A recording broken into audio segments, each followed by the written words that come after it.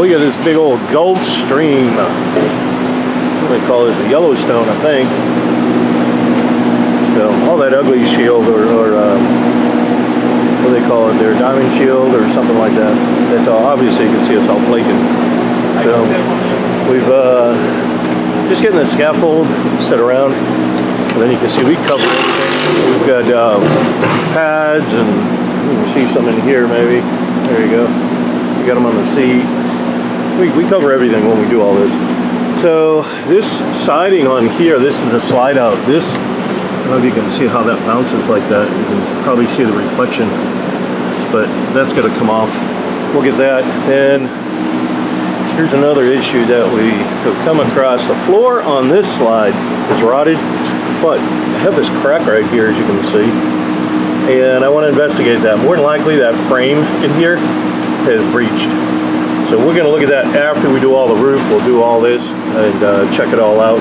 But what we're going to do now is just go up and we'll take a look at the roof. And then, like I said, I'll show you all this afterwards, how we're going to fix it. But that's pretty common. So it's just an aluminum frame that's in there, and the aluminum they use on these coaches is cheap. It's low alloy. You can't weld them well. Has very little strength. So aluminum gets its strength through alloy, and when you have a low alloy, you have a low strength aluminum. Again, you can't weld it, you'll blow it out. As soon as you hit it, it'll just dissipate. So that's the way they put these together. Chances are that's what happened right there. It's pretty common. So all right, let's get up there and take a look at the roof. So now what we're doing is just protecting the coach. We're getting some wrap on here, just so we don't want to get all this trash all over the roof, all over the siding. When we take all this stuff off, I don't want to get butyl or anything on it, so we protect it. So this is your typical RV roof, and this is an acrylic. That's what this is. It's an acrylic roof. See if I scooch around it. Thanks. So everybody always says, hey, just put that guide core or self-leveling, whatever. You can see they use it here. Rusty. This isn't the way you do a flat roof. And I tell people this all the time, and they think all they have to do is just put something else on it instead, like a coating, like a spray-on or roll-on roof.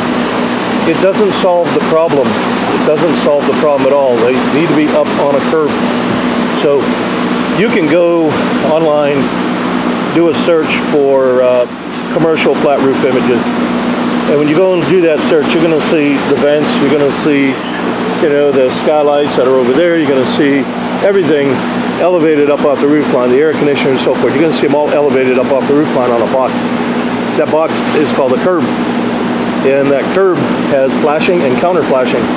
That's the way it's done everywhere around the world, everywhere. So everybody on the globe knows that's the way that you're supposed to do a flat roof, except for the RV industry. So even going a step further, the RV facilities, their buildings, their office buildings, even the buildings that they work and assemble these, they have flat roofs. They do not send a roofing company up there every few months to put on more self-leveling. They don't. It's cost prohibitive, but it's okay for you to do it. Then they sell you these products that fail. So you can see this one's already been done. There's another layer right here, and it's already starting to fracture. You see? So when you put that self-leveling on there, it has petroleum distillates in it. And petroleum distillates, the best way to describe it is if you got gasoline or diesel fuel or something on your hand, you'll feel that slickness. That's a petroleum distillate. They'll even say on the package it has to gas off. So when it gases off, it leaves these tiny little potholes in here. And then the UV light gets in there, and that's how you start getting this cracking, because the UV light gets in it.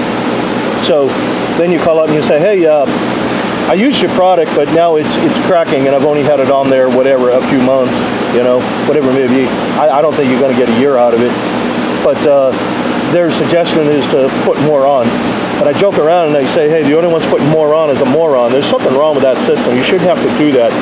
None of my customers have to get up and reseal and recaulk and do all this stuff. They just don't. The roofs we put on, they're done. So, you know, and again, a spray-on or roll-on roof isn't solving that problem. It's still going to be an issue, especially around the air conditioners. So those air conditioners that are up there with you, I thought it had two on here, might be right about here somewhere. But that air conditioner up there is how you did another video and showed all the rot that can happen, and all that isn't covered on a roll-on or a spray-on type roof system. They're just not. And it says it right in their warranty. Again, adding to that, these companies are saying they're lifetime. They're not lifetime. Read the warranty, not the marketing, the warranty. The warranty will tell you that you have to apply a top coat. So if you think you're going to go get a spray-on roof or a roll-on roof and you're going to be done with it and that's the end of it, you have to touch it again, well, they've been misleading you, because what they say on the package is going to be different from what the warranty says. So you'll be responsible to purchase that top coat, and you'll be responsible for applying that top coat. So you have to purchase the product from them. So, and again, that gasket right there is just a piece of 1-inch foam, and you can see all the debris. See all the debris around there? You can see it all. That gets up underneath the gasket. When it gets up underneath the gasket, it starts to dry it out. Once it starts drying out the roof, the gasket, start leaking, and it'll be real small. These are going to be chronic leaks. They're not going to be like pouring in. That generally isn't how all these leaks happen. They're all chronic. Then by the time you see them, the damage is already done, because it's rotted and soaked everything, all of it, all the way down, right? The framing got it, the roof deck got it, got soaked up, so on, works its way down. So this isn't covered under any spray or roll-on roof. And you can go, again, read their warranty, and you can watch their videos. They'll say the same thing. So again, you need to have curbs on here. So we know we got some issues here. And that's all poofy right there. So there's obviously moisture getting in here. And the same thing with these antennas. We're going to get rid of this antenna. But this is a common problem right here, where water will get down. You can barely see that. See that tiny little gap? Water and moisture will get down inside here, and then it'll get down in here, and you can see how corroded that is already, and it'll get down into the ceiling. So this part actually seems solid. Sounds it, but I got a little puffiness right here. So again, you can see how much they plowed on here. They just slobber all this crap on here. Look at all of it right here. That just looks terrible. It doesn't even look, to me, it doesn't look professional. It's just slobbered on. So if you like that look, cool. But if you're looking to get your roof done, get it done right, be done with it, then we can help you out. If you're looking for a quick fix, hey, I just want to slap it on there, well, then we probably aren't the shop for you. So, no gutters. Why is a high-end coach like this, why does it not have gutters? That does not make sense. So now all this water is running down the wall, and then it'll start getting into the windows. So that's not smart. Again, they build these things to fail. I show it, and we'll see when we pull this up, we'll see how much damage is underneath this one. But they do. They build them to fail on purpose. The roofs aren't done this way. So, and if you've watched any of my other videos, you know what I'm talking about. But if this is the first time, then you'll see when we start putting this together how all these things, it's just not right. So I want to make sure when we put a roof on for a customer, they don't have any issues, any. I don't want them to have any issues. They're done.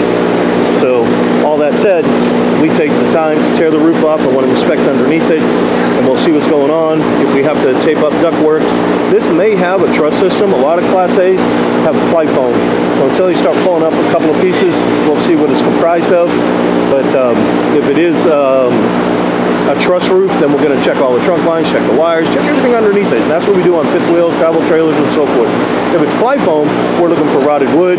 We're making sure that there isn't any issues with the foam, making sure there's no moisture in it. That's a big, big deal too. Even though you look at it and go, hey, there's no rot or anything, are there areas where water has soaked in, and are there areas, those areas, is there water in that foam? We take a moisture meter and we'll go around and we'll check it. And if the moisture meter reads something, that tells me there's foam in there. That tells me there's water in the foam.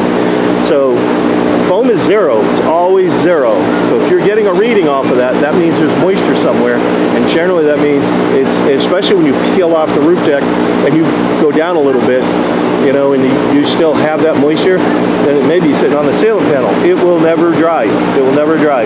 We have a Tour Master video on here as well on the channel, and we had an issue down by the Skylight over there, almost similar layout, and that was just a hot mess, and we had to pull all the foam out and re-foam it because we could not get it dry. Well, when we did, there was still moisture sitting on the ceiling panel.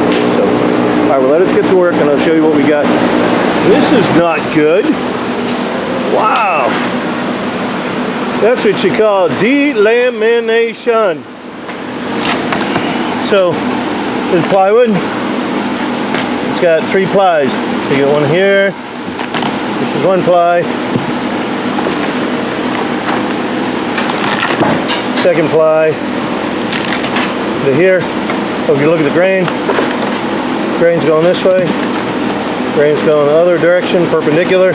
The one underneath is going back that way. Plywood. So you can see they had some leaks. Obviously around here you can see the water staining and everything. And you can see all the whiteness around here from the air conditioner. That's the other air conditioner. And then even up there, I showed you that one earlier.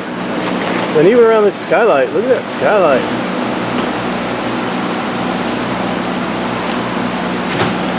That's why I say, if you don't have curbs, it doesn't work. You may not see the leak. You may not even see it for a while. Hey, it's not leaking, I've had it for years. It's leaking. It's leaking, they all leak.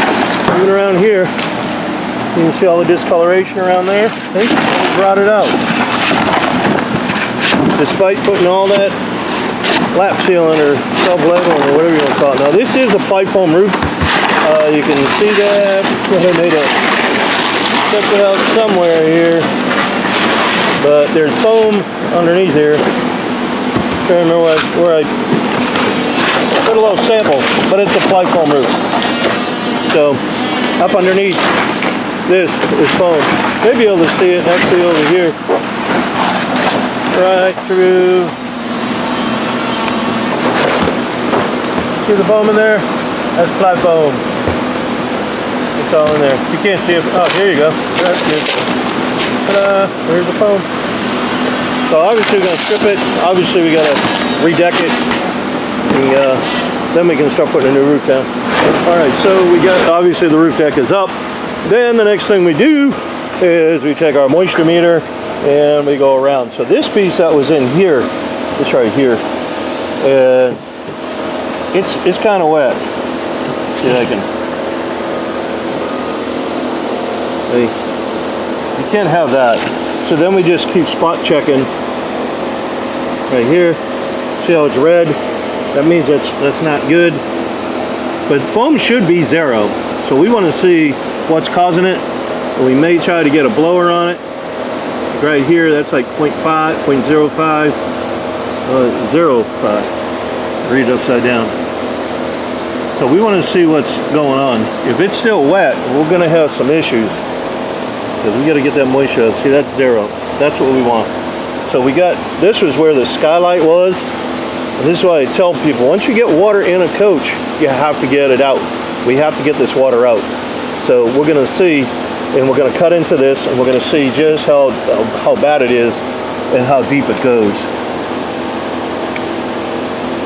See, so that's 19.7. So, and that's going down here. That's about 3/4 of an inch.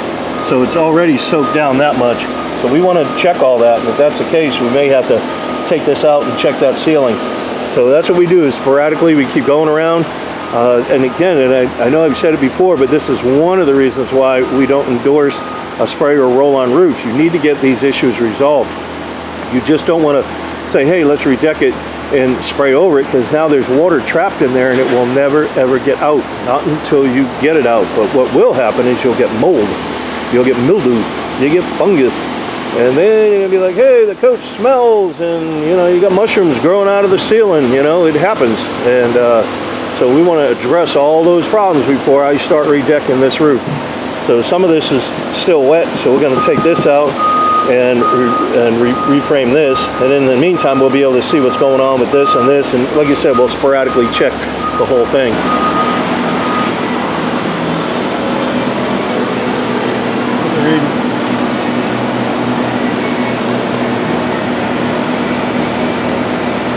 That's not bad. It still should be 0. Yeah, it should be 0. So we just had to come out and take it out. We already got that other section out over there. So, yeah, you see that red on there. Foam is supposed to be 0. Let's see that for a second. See? It's all 0. Shouldn't even register. But if something's in it, then that means there's moisture in it, which will settle down into the ceiling panel. Let's take it out. All right, so we've got our strips right here. This is where the sheathing's gonna land. So we wanna make sure they're balanced out right. So we get those in, made the repairs over here. This is fine. We were gonna tear it out, but it's solid. And we tested it with the meter, it's just discolored. So no sense in doing all that over again. Everything else looks fine. So we get all our sheathing up here, and now we're gonna get ready to glue it all down. So then we got a plate over here. And this is how you have to do, even like if you were to do a solar prep or whatever, you would need to have something like this underneath the sheathing so it has something to bite to. I see a lot of people, they say, hey, I'm gonna, put solar on like a Class A. This is called a ply foam roof. The problem is you're just screwing it to foam. This was just 1/8 inch that was on here. We're gonna put on 5 mil, it's a little thicker, but this is still not thick enough to put a screw in to hold down solar that's, going through all that headwind, and it's not a good mix. They're gonna come off. So I see it a lot where people say they're gonna put them on there, and I really, I'd hate to be behind somebody who put that on there. I read a post on Facebook, this guy, he says to just glue them down, to glue the brackets down. Really? You're gonna glue it down?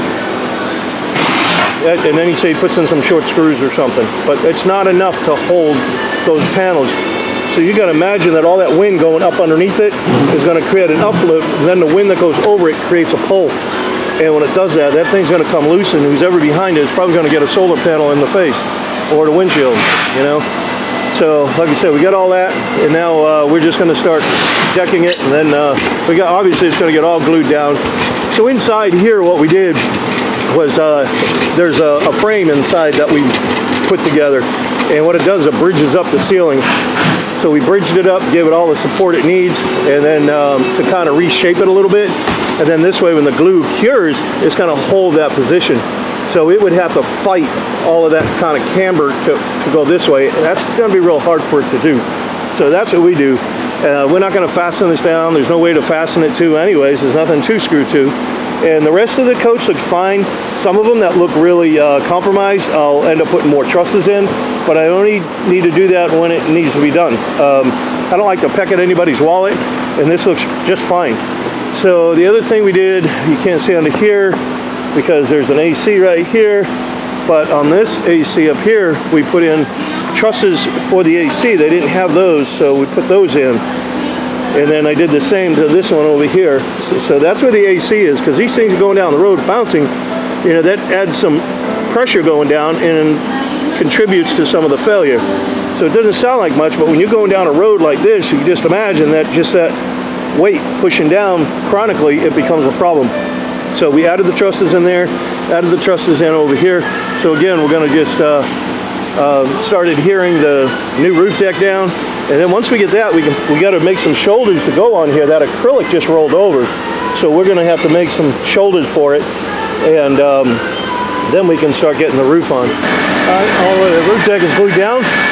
What we're doing now is we're just, some of these just, when it sit on the foam, sometimes it's a little off. So we're just shaving it down so it's nice and smooth. So we've got it all, like you probably see, like even over there. That's not very much.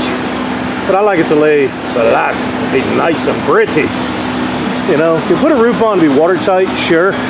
Well, why not have it look good, If we can prevent it, we're gonna do it. So now I gotta make the shoulders. Get shoulders on, the roof can go on.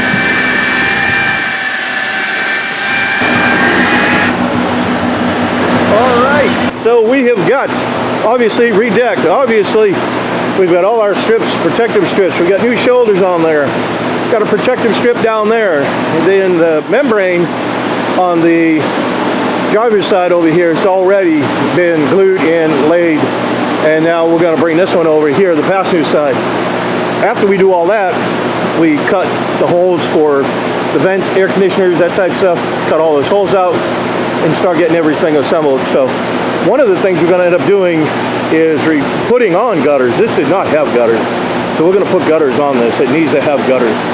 That'll keep a lot of that water off of the side from running down into the windows and everything else. So we're definitely going to do that. So we're pretty much ready for it, and we're just waiting for it, what's called flash off.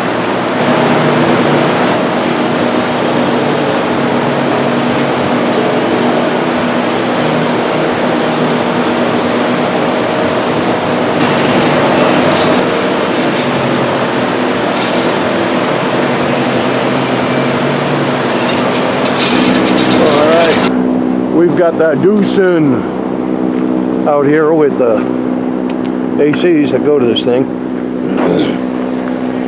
So this is pretty common. You're going to see this trash in there. So this is why you want to clean them out. We're going to also clean the coils. It's already here, so why not? You can see that tray in there. Here we go. Hopefully you can, there you go, maybe a little better. You can see all the dirt in there. All that's got to get cleaned out. There's a drain port on this side. That's what that hole's for. There's another one on this side. Right here. So you want to make sure this is clean so it'll all drain properly. If it's not, what'll happen is this tray will get filled up. There's your fan.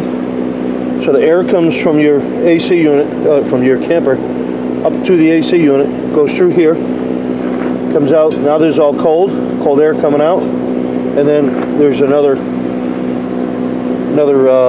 port underneath the fan. That's how your cold air works. So if this is all dirty, then you're not going to get proper cooling. But if that tray is filled up, that fan is moving, it's going to pull droplets of water back into the coach. So you may experience some of that where it's dripping, then you shut the fan off and it goes away. So all that said, you want to make sure all that's clean. You make sure it's all clean. And we're going to also put a couple more drain holes back here. These are just going to get filled up in the rain, and there's no place for the water to go. So we usually drill a couple more holes back here so it'll drain out. The gasket is right here. Let's see if I find here. The gasket is right about in here, okay? It's just 14 inches from here.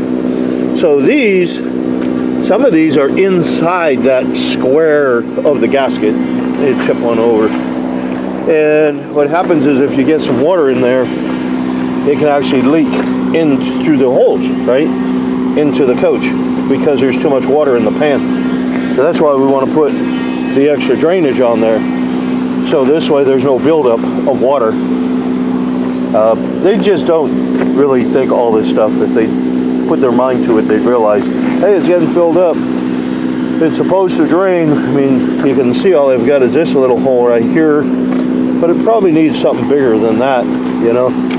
And then you can see this one, obviously, that's a good size hole for the AC to drain. This is obviously the second one. So that's why I say all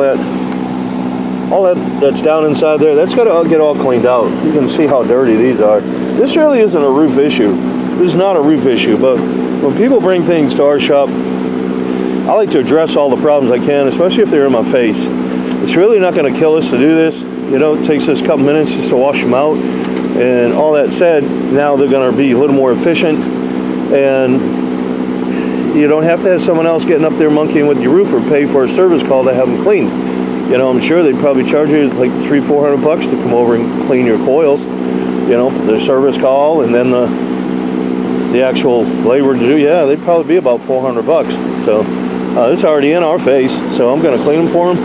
That's the type of guy I am, and that's the type of shop I run. And then we'll put new gaskets on the bottom. Like I said, drill the holes. Problems are solved. All right, so then there's a couple of screws there. You pop that off. These, you just bend them up like so, and that cover comes off. Look at that right here. This is why you want to clean these. We pulled a just a massive, maybe I'll get that and show you one we pulled off of, you gonna get it? He's gonna get it. But you want to be able to get in here and clean this backside too, so you can't get in there like that. So that's why I'm taking it apart. Like I said, it just takes a few minutes. All I'm using, this is just simple green. Foam and bubbles works fine. You just need something to clean the filth off it. That's it. You don't have to make a big to-do about it. They've got all these fancy-dancy cleaners and coil cleaners and all that stuff. It's really not necessary. Look at the size of this one we pulled out of the last unit. That is crazy, and it was all So it was stuck over here on the side, wasn't it? Yeah, like that. That's what it was like, just like that. You see the corner of it. It was all built in like that. Crazy. Some of the stuff we found a big old 6-foot snake skin in there. So in one of them. So you never know what you're getting. All right, so these little fins you see right here, that helps keep it cool. And all I do is just nice and easy. I just comb it with a wire brush. It seems to work just fine.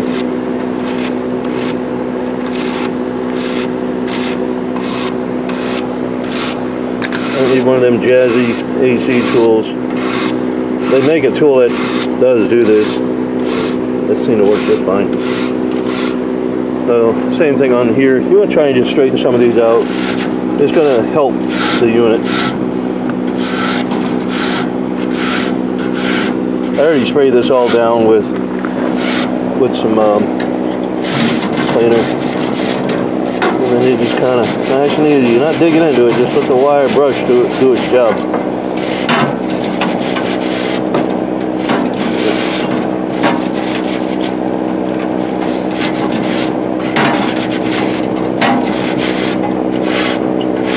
Put some water on it, maybe that'll break that loose. See the same thing over here.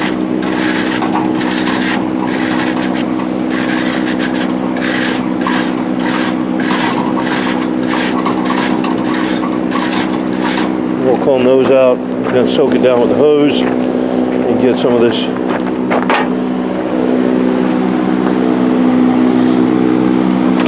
Just flush it out.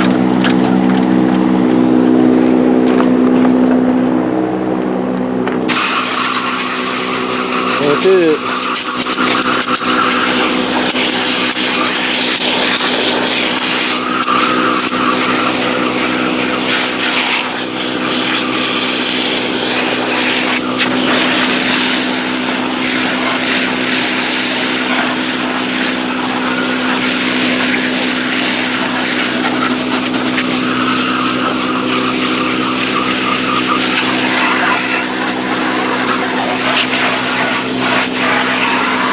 So the water's building up back there. I mean, obviously it's a little drastic because I got the hose on it, but it's still not draining properly.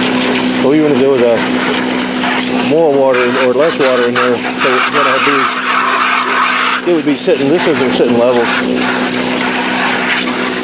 but it would still wouldn't drain as effectively. That's why I'm going to put those extra holes in there. And we'll get all this trash out of here. Then what we did. I did give you a quick rundown.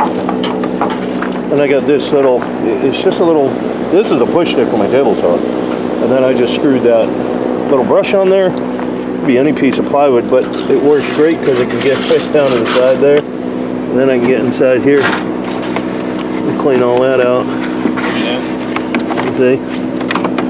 So, that's how that works.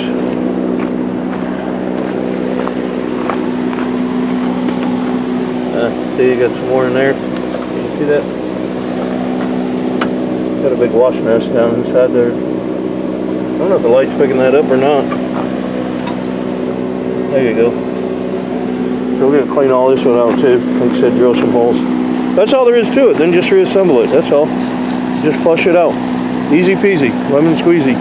I'd wash all this down too. That's what we're going to do. We're going to wash everything. It's all clean and less mold and junk to stick to. So, alright.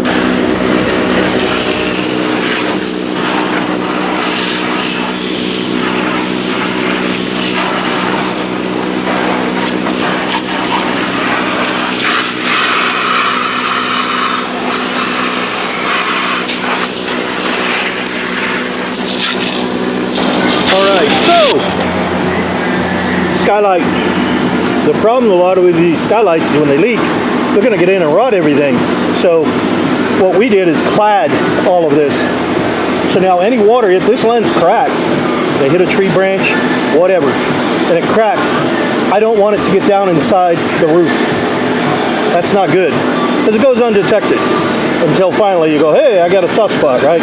So we cladded everything here, made up this whole aluminum frame, and then this is a draw. So when we put this lens on right here, when I put this on, especially in the cooler months, you get some frost or dew on there. That frost or dew is sitting on top, but it's also up underneath here. It's also on the inside of this lens, right? So the sun comes up, it evaporates this off. When it evaporates that off, it cannot evaporate what's up underneath here. It can't do it. So that dew starts to condensate, hence condensation.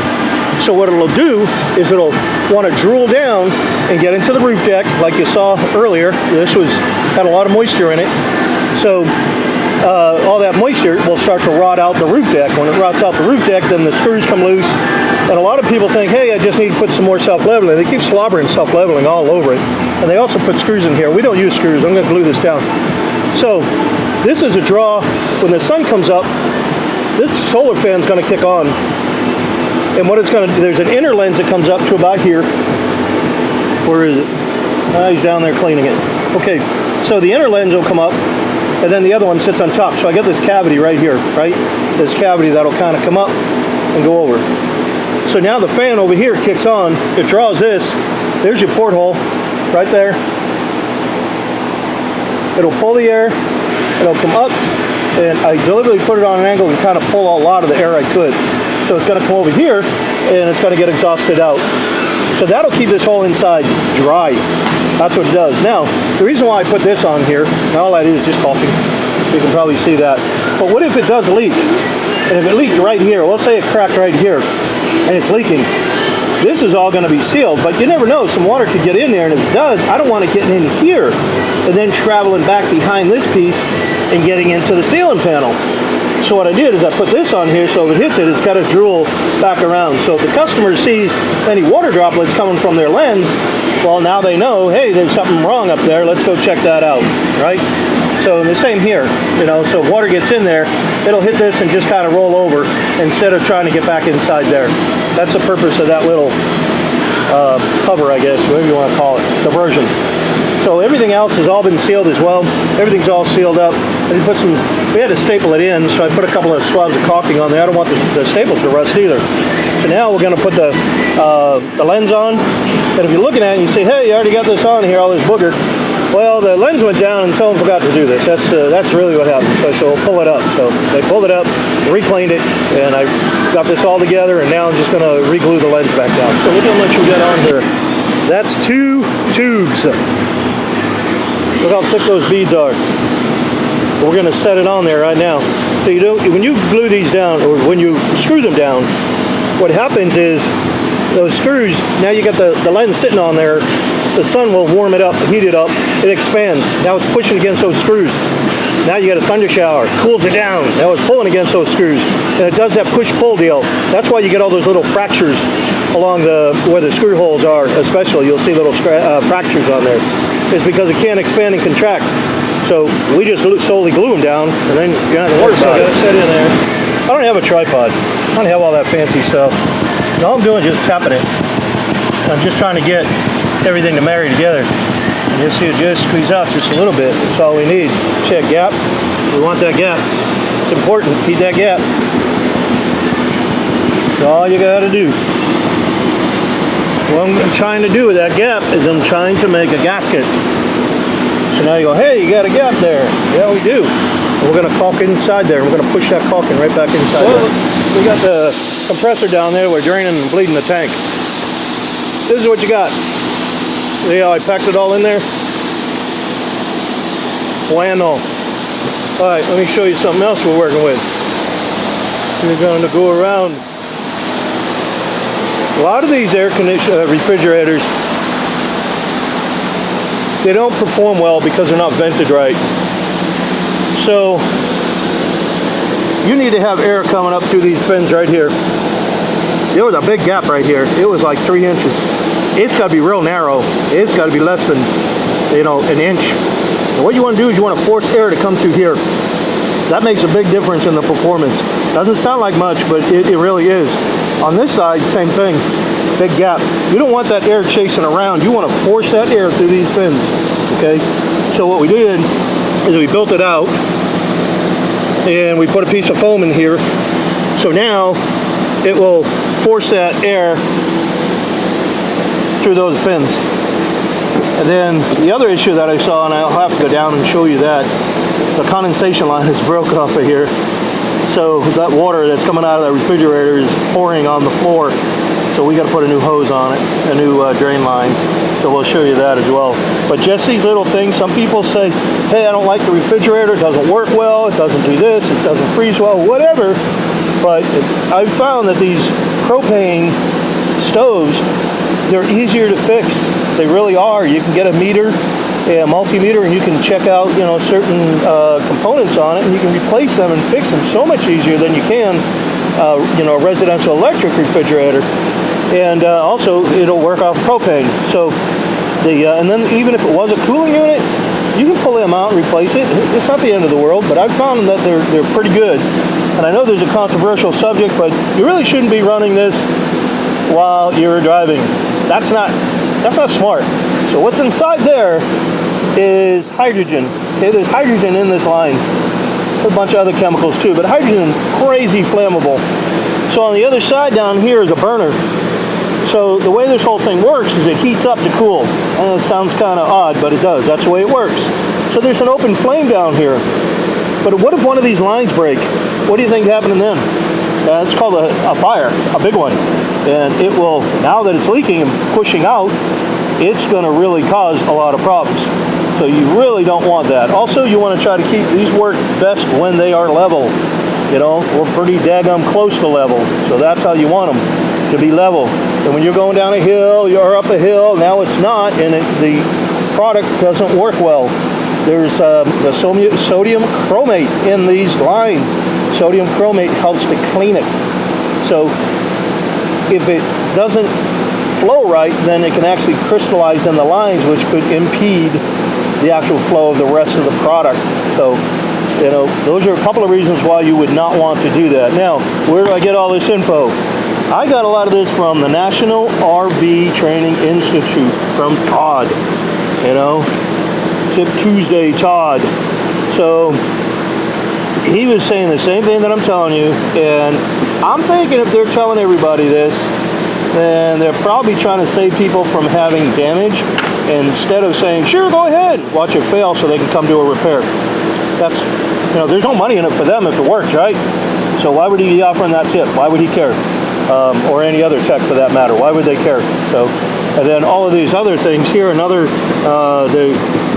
all of this ventilation, that tip I picked up from Darren, and his channel is My RV Works. That guy is super, super, super smart. 3 supers. He really is a smart guy, real good guy. And then there's another channel called RV Repair Woman. And she's a great gal. She'll show you how to do a lot of diagnostics, and probably more women could relate to her. She'll take the time to show you even how to work a multimeter if you're not familiar with that. Awesome gal. So you may want to try one of those channels there, and if you want to get some tips on how to prevent damage to your refrigerator or your air conditioner or whatever. So we already got the area on here. I'm going to go over the whole roof afterwards. We got some stands on the back. You can see we've got it elevated. You saw that we cleaned everything out. They didn't have any insulation on here, so we put that on there. That's going to help out. We did it on both of them. Obviously the shininess on that one over there.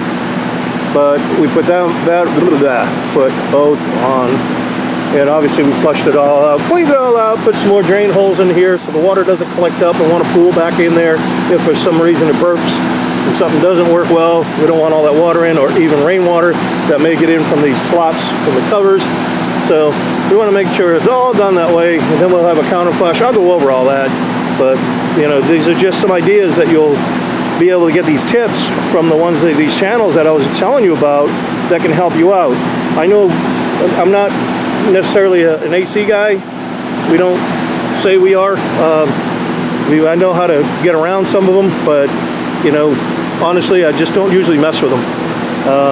So, and also like Darren will show you how your slides work, what's wrong with them, especially those Schwintex. He'll show you all that stuff. So I really encourage you all to go to his channel. He's good, really, like I said, he's a real good guy, real smart guy. And part of my point is with Darren, he's going to show you how to lubricate a Schwintex slide, where Lippert says don't do that, don't do that. Well, he's going to explain to you why you want to do that. You know, and everything on an RV is designed to fail. It's designed to fail. This roof was designed to fail. That's why we modified it and made it the way we did. But everything is, and all the information they tell you is wrong. Go watch some of these channels and you'll see what I'm talking about, because these are the guys that are out there doing it all the time. They see the damage just like I do. So get some of that info. What we're doing now, get all these screws. All these screws need to be sealed. That has clear on it. I went back and did all these, and the guy said, they're all sealed. I use clear. I said, well, I can't show clear on my camera. So, but they're all sealed. And then what we're doing is this goes in this track. There's a track in there. And up here too. And I figured I'd show it to you now because it's a pain in the butt to try to show it, this black especially. But let's see how I can show it to you this way. See the little channel groove in there?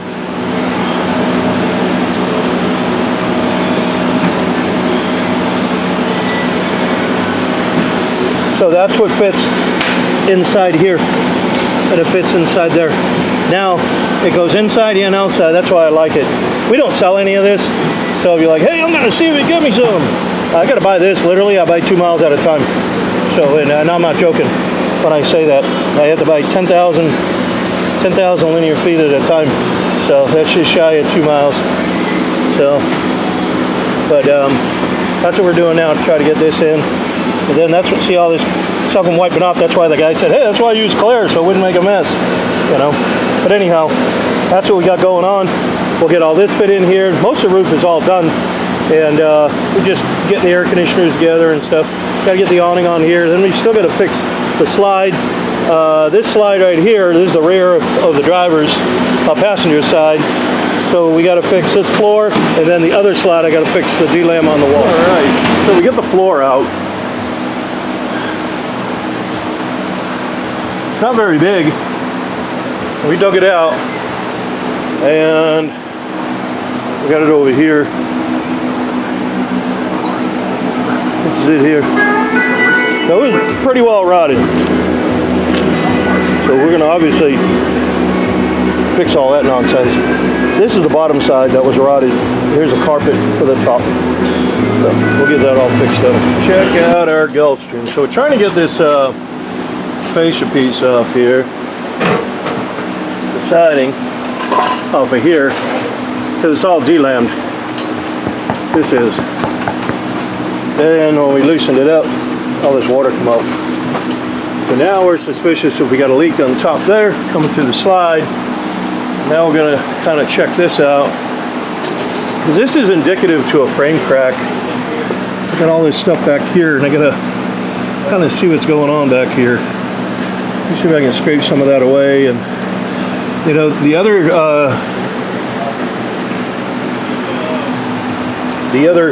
possibility, which doesn't seem likely, this was kind of bent right here, and then you can see something happened over here a little bit. We've got a couple of marks. There it is right there. You can see that they hit something, or something hit it. We don't know if that caused it, because it would seem indicative, if it did, that it would have some sort of marks here instead of just a crack. So let me see if I can dig some of this out and see what's going on. All right, so I cleared all this. You got better light for me? Here you go. Well, now I'm in the light. All right, so this piece, it's not welded, and I don't know if you can try and hold the camera steady so you can see that it's moving. That piece is moving. That's not frame flex. That's called not welding. It's failure. Because these are so light gauge, they don't weld them well. So the other thing that we're finding is all this, shine your light down in there. This is all, get around this mess here. It's all delaminated underneath there. It's all delaminated up underneath there. You can see that. So we got to get that fixed. But this is what caused it right here. And this is what I tell people, you know, it's okay to put a support up underneath the floor to just to balance it out. And this is a small slide, so you would think it wouldn't really need it because it's just a bed. But, you know, on bigger slides, you know, that should have been at least welded in there. There's no reason why that shouldn't have been welded. And like you said, you're not going to probably weld that. We're probably going to have to flinch plate it. So we'll see what we can do. But we got to get some strength back in it, so this moves all in concert right here, so all that stress is kind of absorbed instead of right here on this. That's what's pushing out. This frame runs all the way up. This one runs all the way up, and this one just comes in and touches it. That's all it does. And on the top side here, there's probably a little snot weld, and then up underneath here, then underneath all that is just foam. This is all foam behind there. So let's see what we can do to try to get this thing fixed up, because then we'll have to just epoxy this and get it back the best we can. Well, these are slide, and you can see it wasn't sealed. Look at all that debris in there. The water just funneled right down this flange through the wall, so we got to get that sealed up. Wow, I don't know if you can see all in there.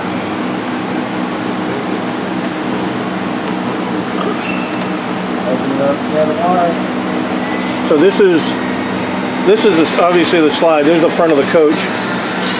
This is the panel that's loose that we were going to repair, and now we're finding that this side is wet. We haven't checked that other side, but the roof is rotted. I just showed you that. But now this is all, like, it's actually wet in there, not just delaminated, it's wet.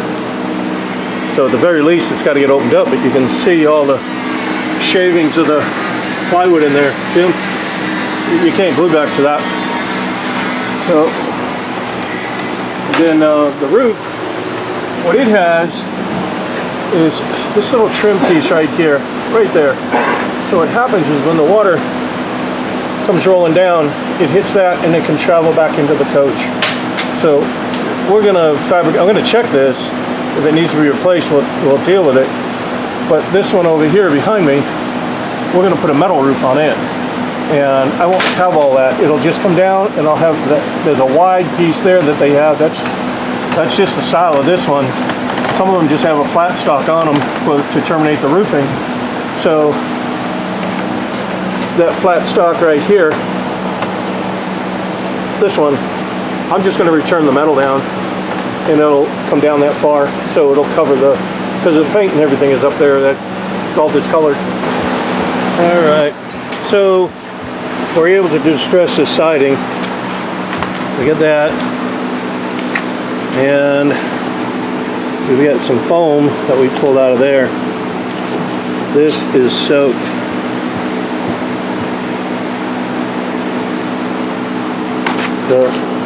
This is soaked right here, all the way down. Can you get that?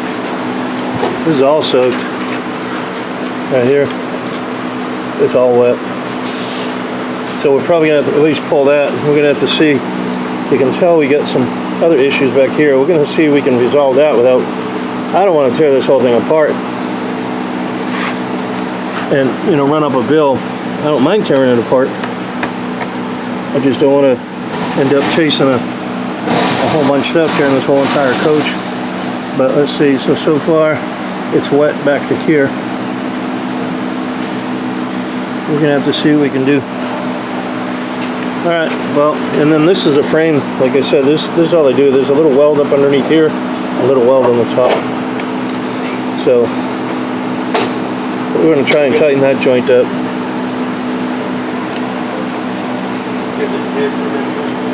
You can see how wet that is.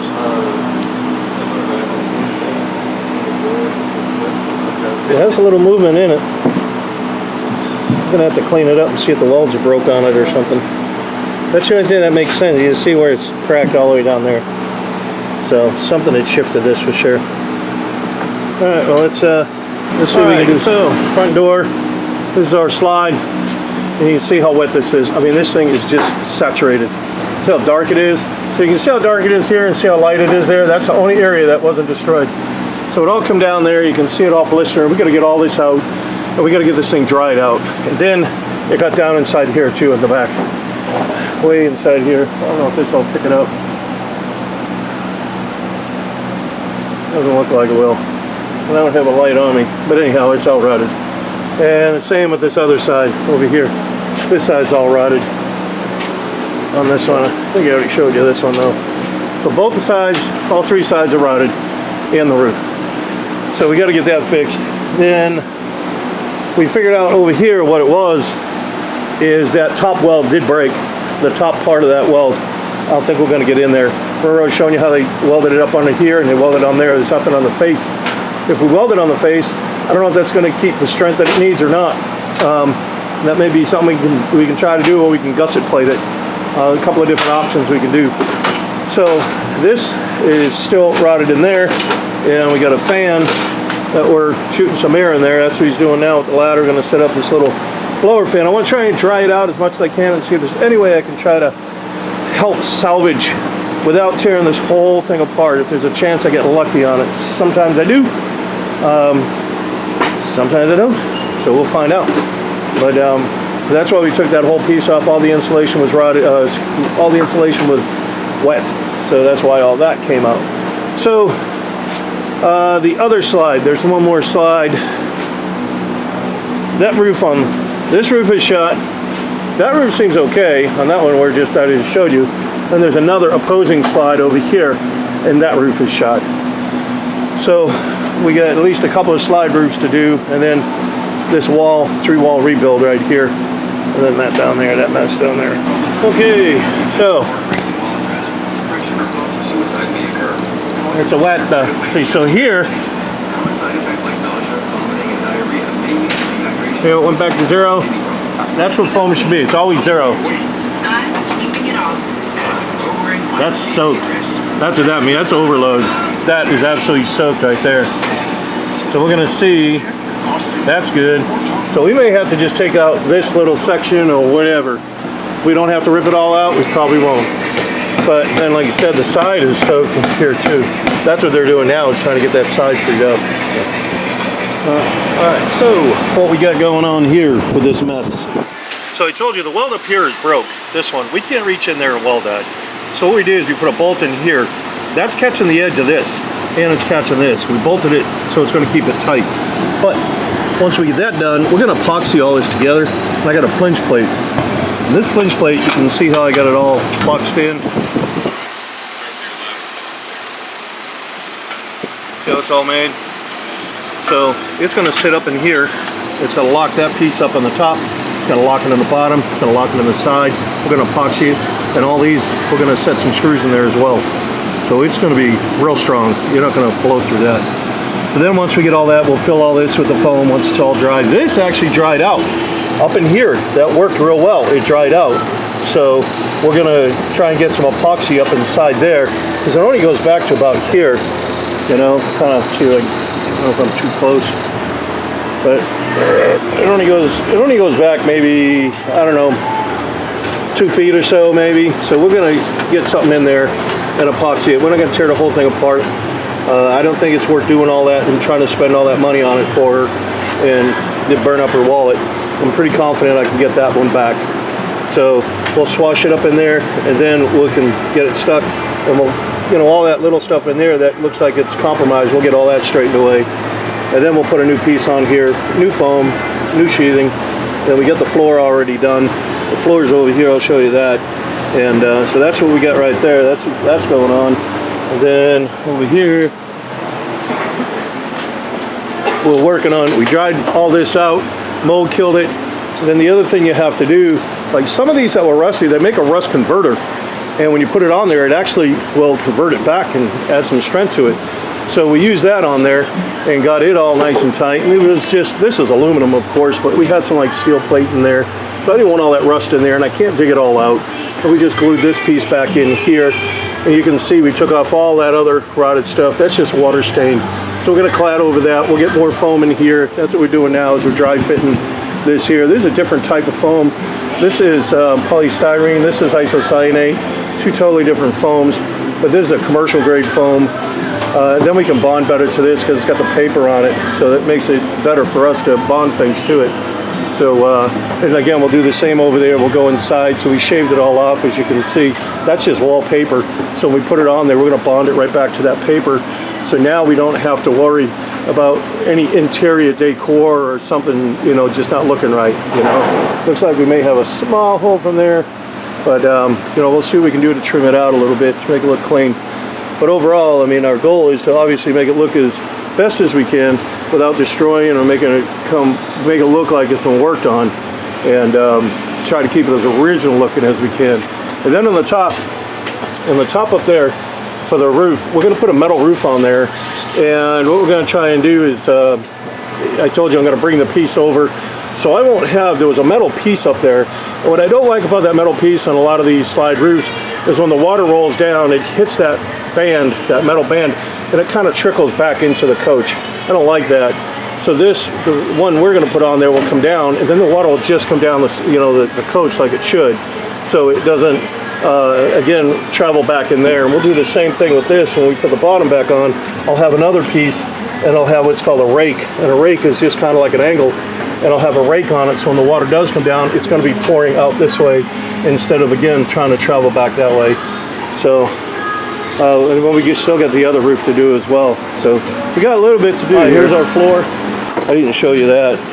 So this is the floor to that slide that I just showed you. We just redid that whole thing. So that's all back together. All right, so as soon as we get all that, we can start assembling everything else. We still got to put a you know, waterproof barrier on there. And I don't know, I may put a piece of metal on there and then it'll be done. So I may end up doing that as well. You don't want to be on YouTube? Well, I thought everybody liked to be on YouTube. All right, this is our new sheathing we've got glued on here. We block the windows so we don't get overspray in there. So this side's already done. We got a glue the other two sides. We're ready to go. We'll get the roof on. All right, so we replaced our piece, and then what we did, I don't know if you can see it too well, we put a piece of metal up in there to protect it. They just had cloth. Took these brackets off over here. I'm going to try to adjust the slide because it looks like you can see that white right there. When you come up here, it's how skinny it gets. So I'm going to see if we can adjust that slide a little bit. And we also had to take it out to get that piece of wood in there. So we're going to try to adjust it up. All right, so this is the driver's side slide. We had some rotted wood up underneath there. That's what we're doing with this. We're going to laminate some new sheets down here, see? So we got to get that back. And then we're going to put a metal roof on it as well. All right, this is our slide out roof right here.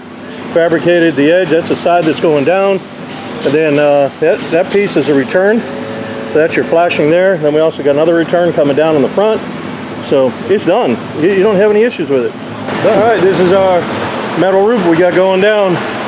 We're gluing it all down. All the flashing, all the details are already built into it. So it's done. Well, this is our roof. We already got it on.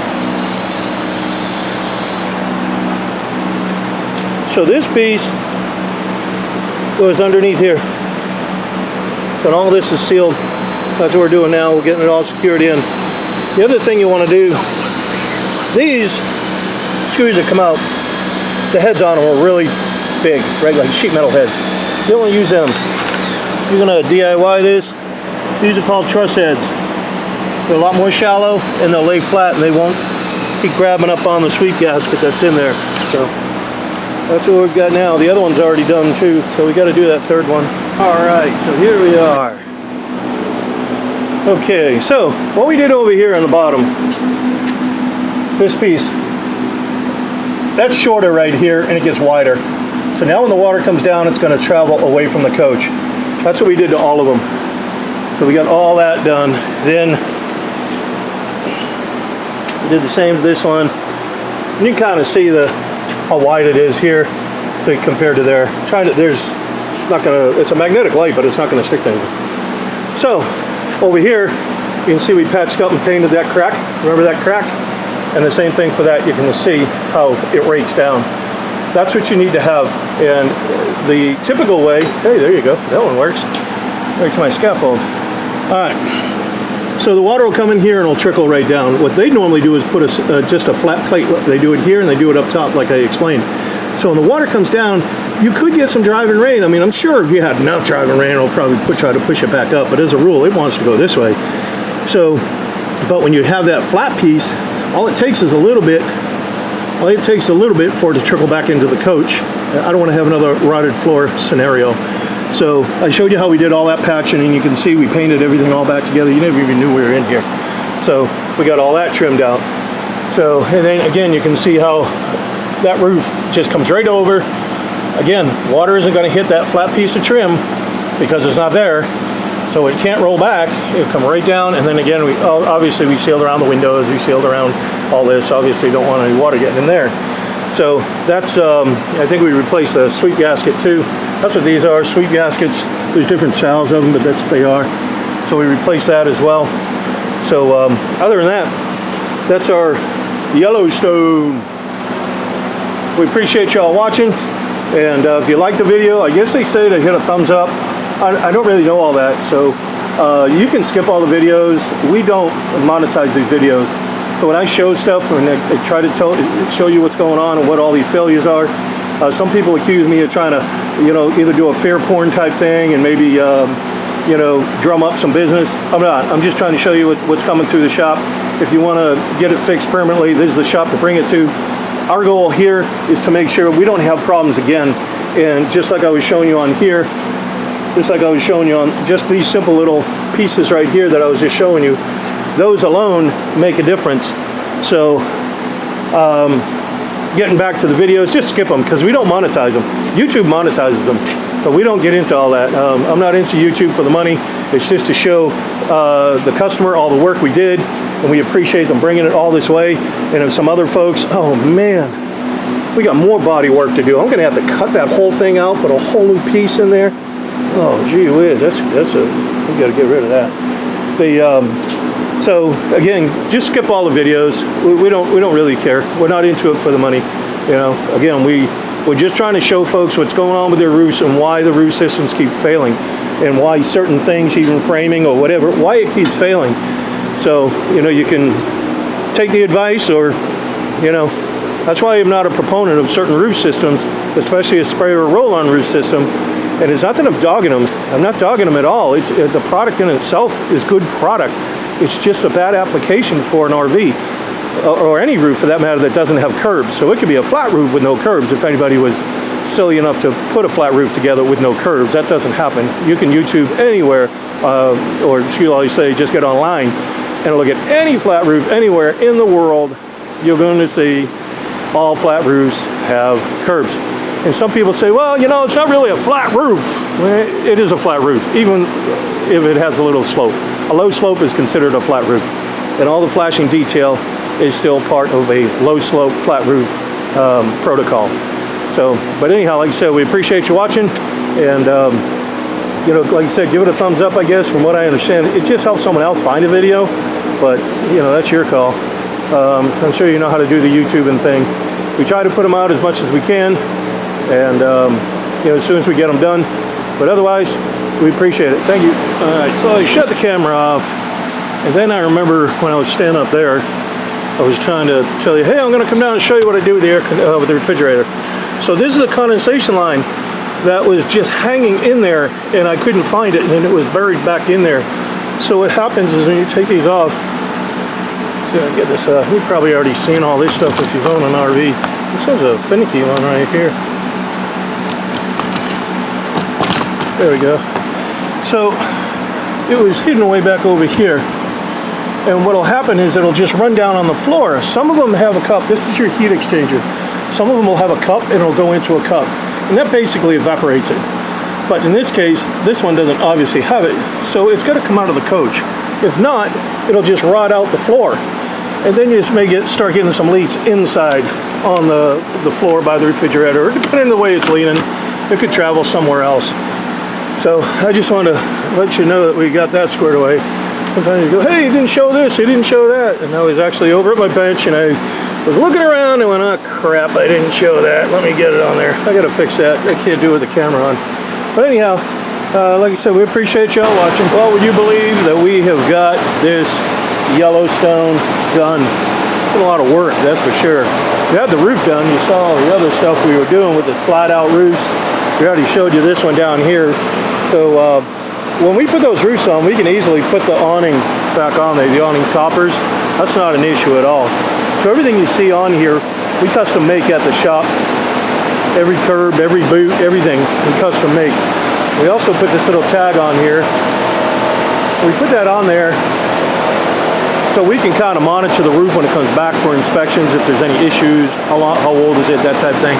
Also, it's good for if the customer ever decide to sell the coach, they can say, hey, look, this roof is still under warranty. That's when we put it on there, because we do transferable warranties. So I want to thank the customer for bringing the coach all this way. Came all the way from South Carolina and she was on the coast. So I mean, I think it took her close that way. She said it was about a 7-hour drive. That's a long drive. We know that. That's a long drive. You're passing a lot of other shops. I know, and we appreciate that. And that's why we take the time to do it right. We want it done right. People don't want to come all this way and find out, heck, I could have got that crummy work done locally, you know? So that's why we take the time to do it the way we do. So we sealed up all these lights in the back. And then, like I said, all these are all curbs. That's what you like to have on here. These curbs are all heat welded. So when you get caught in a storm, and some people have can't understand the concept of a curb, but what it does is it redirects water around. It'll redirect water. So you're driving in some heavy rain, and we'll say it's heavy blowing rain. It's going to push, and it's going to come up on the curb, and there's a counter flash on the top here, right here. So when it comes up, it'll hit that and it gets redirected around. That's how it's going to work. It's not going to jump on top of the curb. It's going to minimize erosion effect. And then all this here that we heat welded around, that's considered flashing detail. That's why these coaches leak, because they don't have the flashing detail. So put the antenna back on. This is, I guess, a satellite of some sort. But we put that on there, made those boots. They mounted down into the deck. Now, I see a lot of people that want to put solar on their roofs. Now this is a Class A and this is a foam roof. Well, before we put that on there, we've got a metal plate down inside there because we knew that's where it was going. So that's why we put it on there. But if somebody just said, hey, you know what, I'm going to put a solar panel up there, just put it up there. Or even like right here where I'm standing, you can't do that because there's no structure underneath to bond it to. So the roof system is just 1/8-inch plywood glued to foam.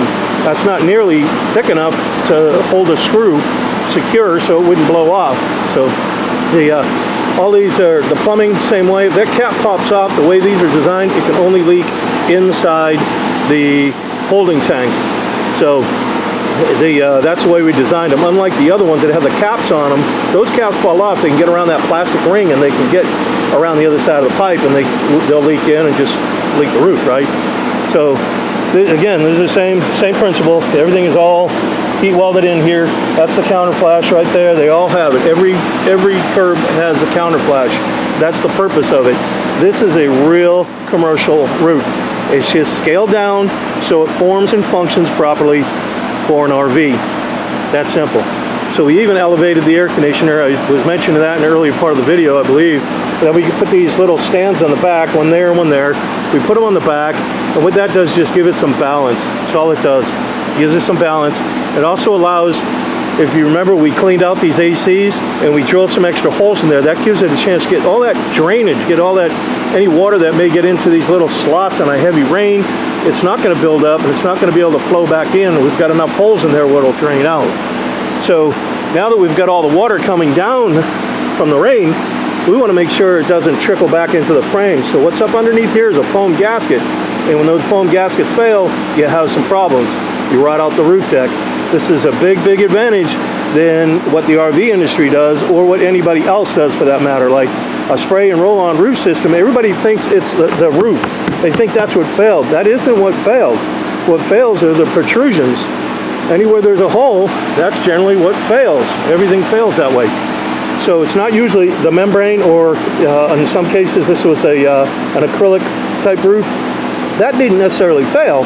It was all the penetrations that failed that caused the issue. So again, getting back to the foam gasket, I don't want any water to kind of trickle down. You get into the blowing rain and now it's pushing back into that gasket. So that's why I put this piece up in here. So that's basically another counter flash. So now the water goes down below the counter flash of the actual curb and it pushes it down lower so it can run out. So this also helps the air conditioner drain better. It's going to drain better because now see how much we've got a big slot there. You're not going to have debris and pollen and things start clogging up that drain port. So it has that much more room to just drain out properly. So the roof system is a 60 mil commercial grade TPO. That's the type of roof it is. That's the membrane right here. It's a 60 mil It's called a reinforced membrane. So this is the actual piece right here. See if I can get the light to kind of see if you can see the little squares in there, the little screen. But that's a mesh that's built into the membrane. So that helps resist against hail and tree branches.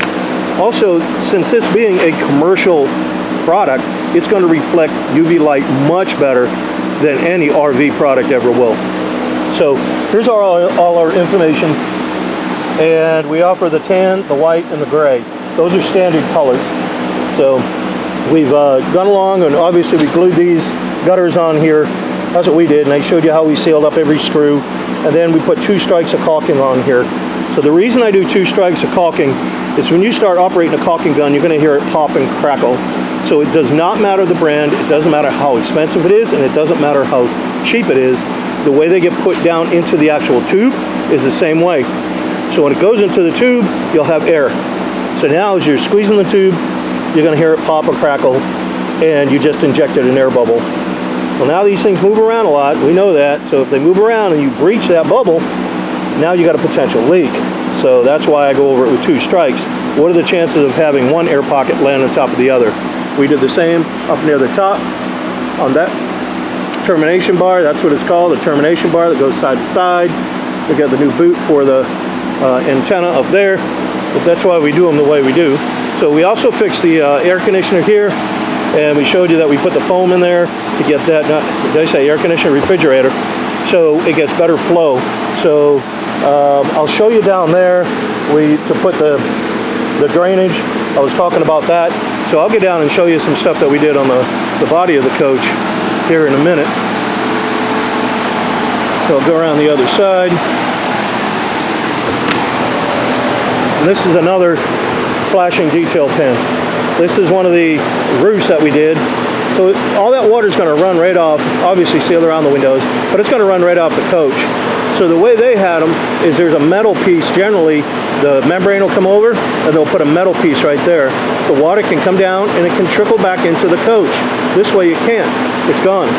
So we omitted it. And then also down the bottom, I'll show you that when we get down there, probably easier. And then, right, step over here. I told them to leave these out so I could show you the metal roofs.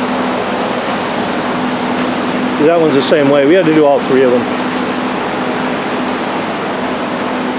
That one's the same way, and that's all. It's all metal. So now you have no issues with it. It's done. It's done and done. So obviously another plumbing. Back up here, and then what this is a solar fan. So on the other side, you can see we have, that's a vent. So the way these things work, when you put in the lens on here on the top, you have an inner lens, so you got a cavity in there. And the problem is that in the winter time or the cooler times, you'll have some dew on top of the lens. But it's not only on the top, it's up underneath it. And when it's up underneath it, when the sun comes up, it'll evaporate what's on top, but what's up underneath tends to drool down. That's known as, it basically condensates, and that's known as dry rot. So we put that's an intake on the other side. If that pops off, take any one of these plumbing caps and replace it, because it's just an air trough. So we did put a piece of foam in there. It's basically a perforated piece of foam, just so no bees or anything get inside there. But if it does pop off, that's what you want to do, is just take that, we'll put tape on it, whatever. And we leave the customer with some roof tape and so forth, just in case a tree branch ever hits it, that they could at least do some sort of quick repair. So now the sun comes up and it's going to evaporate what's on top, but now the water is drooling down inside the lens, and since it's drooling down, this will kick on. When this kicks on, it'll keep a constant cycle of air going through there, so it'll keep it dry. That's the whole idea. And these Class A's are kind of known for that, having those issues with the Skylight lenses. So, all right, now I'm going to get down, I'll show you. Let me tell you, the warranty is real simple. This is a 20-year warranty. That's what it is. There's no such thing as a lifetime roof. If anybody's telling you that, they're not telling you right. If there was a lifetime roof, every commercial building, everyone would be having that roof system, because nobody wants to replace a roof on a commercial building. They run up easily into the tens of thousands of dollars You know, it's not uncommon to have a $150,000, $200,000, or even a $500,000 roof job. Those are not uncommon. Trust me, someone would want that lifetime roof on there. So the way they're looking at their lifetime roof is that you can just apply another top coat and you'll get more life out of it. Well, if that's the case, I guess these are lifetime roofs going by their terminology, because you'll never have to take these roofs up. So this, the warranty on the actual material is 20 years. And you know, that's the way everybody does their warranties. They'll say, hey, it's you know, this amount, that amount, so on and so forth. All that said, we ask the customer to come back here so we can inspect it.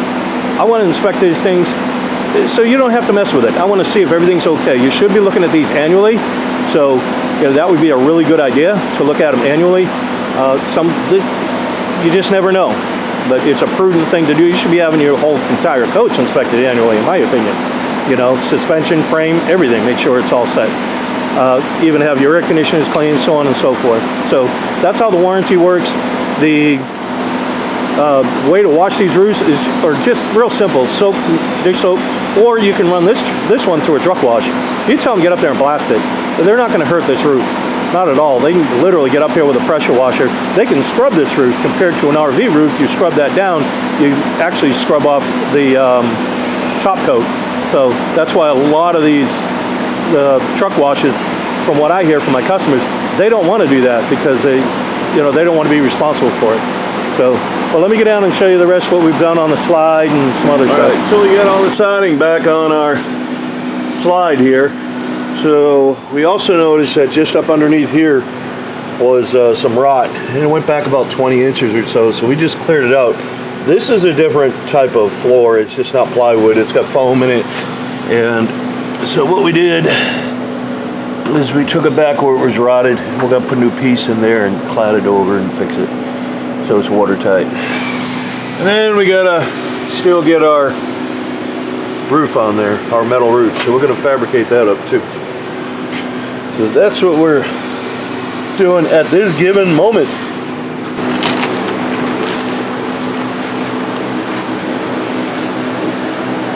Mostly on the bottom.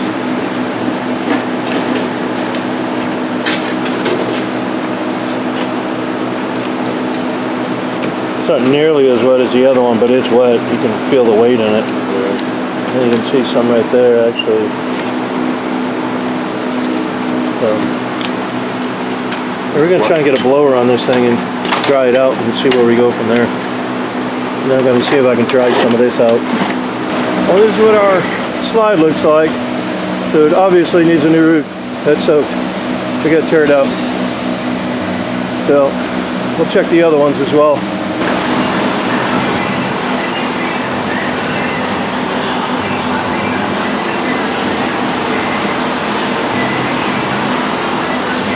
So we got all our protective strips on there.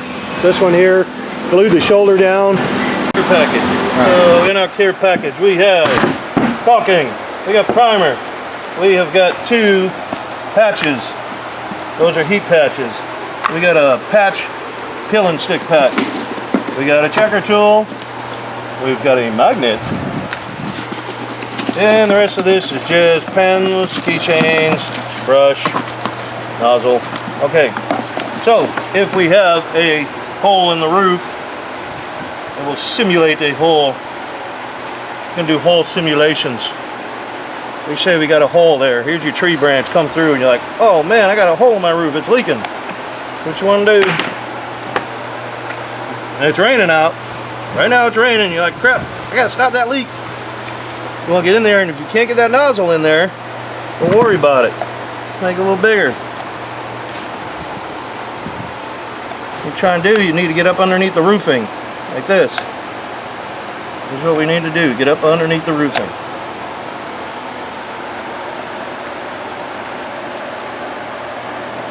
Then you're going to take and you're going to put this up inside there, and you're going to squeeze, squeeze, squeeze, squeeze. Hopefully this thing is plugged up. There it goes. Just squeeze, squeeze. You're going to try and get up underneath this part too. Squeeze up underneath there. Put some more underneath there. Well, we are getting this thing all boogered up. Then what we're going to do, you're going to push it together. See how it oozes out? That's sealed. You're done. This is a moisture cured product. So what? It's a hot mess. Looks terrible. Who cares? Keep the water out. So now, the next day, we're gonna go up there, and that's gonna be cured looking like that.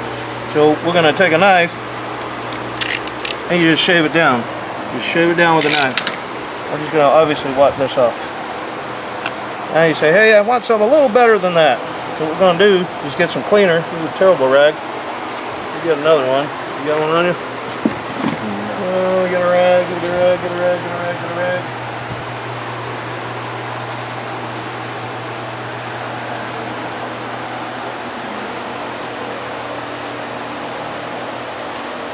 Hey, what are you doing? What are you gonna talk about, man? No, just leave it alone. Oh, leave it alone right now. We're recording now? Are we on? Yes, sir. Okay. Alright, so now we cleaned it off with a knife. I just washed that up because it's still wet. Take that off. So now we got a patch. This is a peel and stick patch. We're going to take that, we're going to center it over there. Just take a pen and go around like this. I like to kind of put a dash like that so I know who's where, what, and where, and how. So now there's what I got. So in the package we got primer. We also have a brush. You're going to take that, you're going to go all inside the square. You're also going to go outside this square about 3/8 of an inch. Outside about 3/8 of an inch or so. Once you get that, there's a film on the back. You peel the film, now you know which side you are, see, because there's your marks. And you peel that film back. Get the fat fingers in there to get the film off of this thing.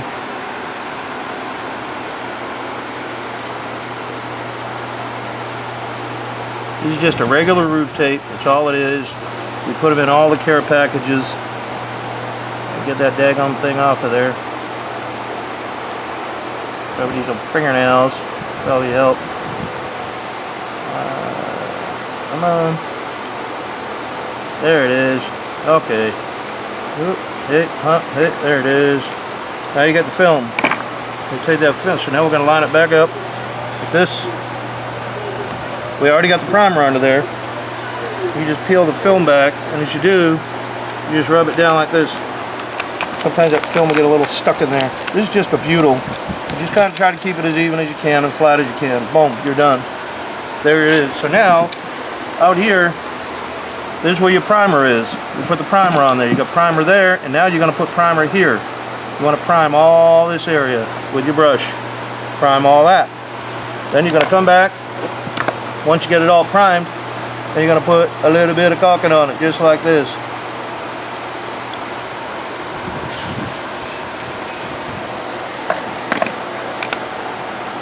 That's simple. If it doesn't all sit in there, you can always take your finger and go around it if you want.